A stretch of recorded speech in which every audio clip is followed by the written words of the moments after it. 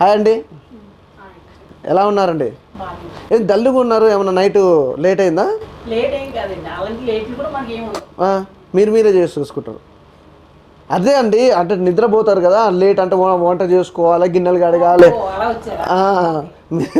Late అంటే ఇప్పుడు ఏం చేస్తారు? ఇప్పుడు కూడా చేస్తారా అండి అలాంటి పనులు? ఎప్పుడు ఆకలేస్తే ఫుడ్కి పొట్టకి అప్పుడు వండుకు తింటాం. అప్పుడు అంటే రాకేష్ మాస్టర్ ఉండు, ఇప్పుడు ఎవరు ఉండరు?